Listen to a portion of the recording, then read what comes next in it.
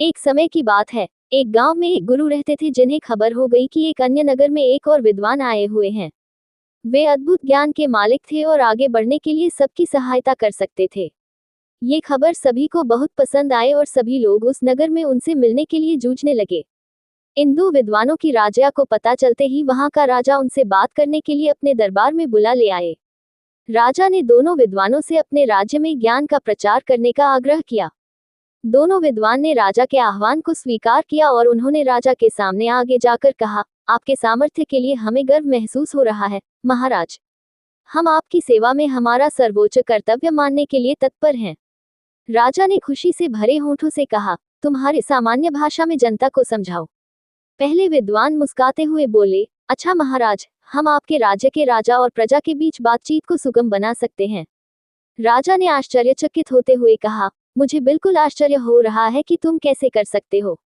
ये तो मेरे लिए। दूसरे विद्वान ने मुस्कुराते हुए कहा, महाराज, हम आपके राज्य के लोगों को सामग्री के बिना खाने का ज्ञान दे सकते हैं। राजा ने बहुत ही आश्चर्यचकितता से कहा, मैं ये सचमुच मानने में सक्षम नहीं हूँ।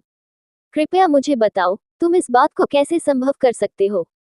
पहले विद्वान ने कहा, महाराज, हम विज्ञान का उपयोग करके एक ऐसा उपकरण बना सकते हैं जिससे हम राजा की मर्यादा के साथ बातचीत कर सकते हैं। यह उपकरण हमारे बहुत सारे प्रयोगों को सुलभ बना सकता है और आपके ग्रामीणों के बीच सामर्थ्य का निर्माण कर सकता है। ये भी पढ़े, जंगल का राजा और छोटा गिलहरी।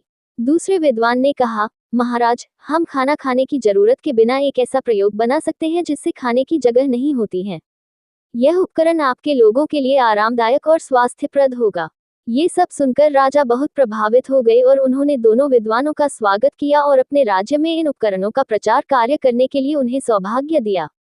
दोनों विद्वान ने राजा की प्रशंसा करते हुए उनकी सेवा में खुशीपूर्वक काम किया और सभी लोग उन्हें प्रमाणित करते थे। इस कहानी से हमें ये सिखाया जाता है कि समय के साथ ज्ञान विकसित हो रहा है और बहुत से अद्भुत आविष्कार हमारी मदद कर सकते हैं। दो विद्वानों के उदारता, समर्पण और सेवाभाव की मिसाल हमें ये बताती है कि हमें हमारे ज्ञान और कौशल को समाज की सेवा में लगाना चाहिए।